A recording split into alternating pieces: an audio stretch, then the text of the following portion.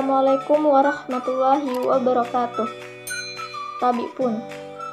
Perkenalkan, nama saya Aulia Hoirunisa dengan nomor NPM 197510009.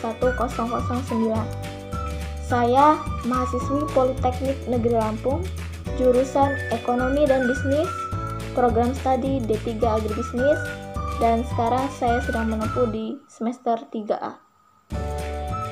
Baik, di sini saya akan menjelaskan rangkuman dari topik sistem produksi dan operasi. Untuk memenuhi syarat tugas mata kuliah manajemen produksi dan operasi yang diampu oleh dosen Ibu Anissa Fitri dan dengan teknisi Kak Berlian Irawan. Baik, selamat menyaksikan. Semoga video ini dapat bermanfaat. Sistem produksi dan operasi. Seperti yang kita ketahui bersama, bahwa apabila kita membicarakan produksi, tentunya ada 3 kata kunci, yaitu terkait dengan masukan, input, yang kedua ada proses transformasi, dan yang ketiga ada output, yaitu keluaran. Nah, seperti gambar di samping saya, yaitu di sini ada bagan sistem produksi dan operasi menurut As-Sauri tahun 1999. Bagan yang pertama yaitu ada input. Input terdiri dari apa saja? Yang pertama yaitu ada bahan, yang kedua ada tenaga kerja, dan yang ketiga ada modal, yang keempat ada keahlian, dan yang kelima informasi. Setelah input yaitu ada proses transformasi. Setelah proses transformasi yaitu ada output. Output terdiri dari barang dan jasa. Setelah output yaitu ada umpan balik, yaitu informasi produksi.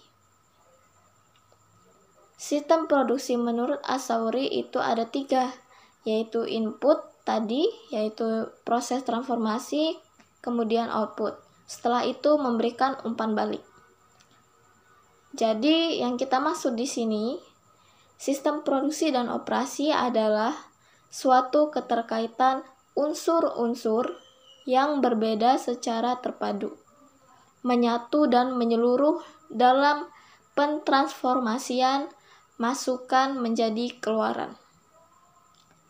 Sistem produksi yang sering dipergunakan dapat dibedakan menjadi 3 macam, yaitu yang pertama ada proses produksi yang kontinu atau continue process, di mana peralatan produksi yang digunakan disusun dan diatur dengan memperhatikan urut-urutan kegiatan atau routine dalam menghasilkan produk tersebut, serta arus bahan dalam proses telah distandardisir.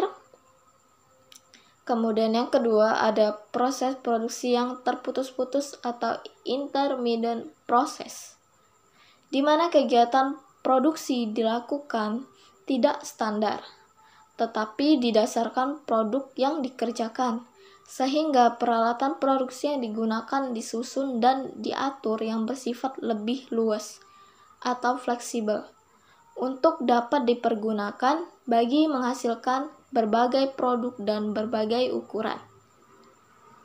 Yang ketiga ada proses produksi yang bersifat proyek, di mana kegiatan produksi dilakukan pada tempat dan waktu yang berbeda-beda, sehingga peralatan produksi yang digunakan ditempatkan di tempat atau lokasi di mana proyek tersebut dilaksanakan dan pada saat yang direncanakan. Nah, apa saja sih contoh-contoh dalam sistem produksi tersebut? Yang pertama kita mengenal operasi. Nah, operasi itu terdiri dari bisa bank, bisa restoran, bisa rumah sakit, universitas, pabrik manufacturing, dan penerbangan. Nah, operasi bank sendiri yaitu ada masukan. Masukan dari bank itu apa saja? Yaitu ada kasir, ada staf, komputer, fasilitas, dan energi. Sedangkan outputnya itu terdiri dari pelayanan-pelayanan finansial seperti tabungan, deposito, dan lain-lain. Nah, kalau operasi di restoran itu inputnya ada koki, pelayan, makanan, peralatan, fasilitas, dan energi. Sedangkan outputnya ada hidangan, hiburan, langganan yang terpuaskan. Kalau di rumah sakit, inputnya ada dokter, perawat, staf, peralatan, fasilitas, dan energi. Sedangkan outputnya ada pelayanan kesehatan dan pasien sehat. Kalau di universitas, inputnya ada dosen, ada staf, ada peralatan, ada fasilitas, ada energi, buku-buku, dan pengetahuan. Sedangkan outputnya ada mahasiswa terdidik, riset, dan pengabdian masyarakat. Kalau di pabrik manufacturing, inputnya yaitu ada mesin, peralatan, tenaga kerja, energi, dan bahan mentah.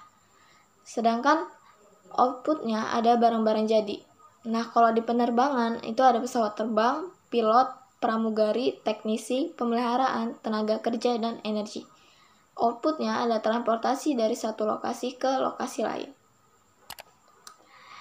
Nah, itu dia penjelasan dari saya. Sekian, terima kasih.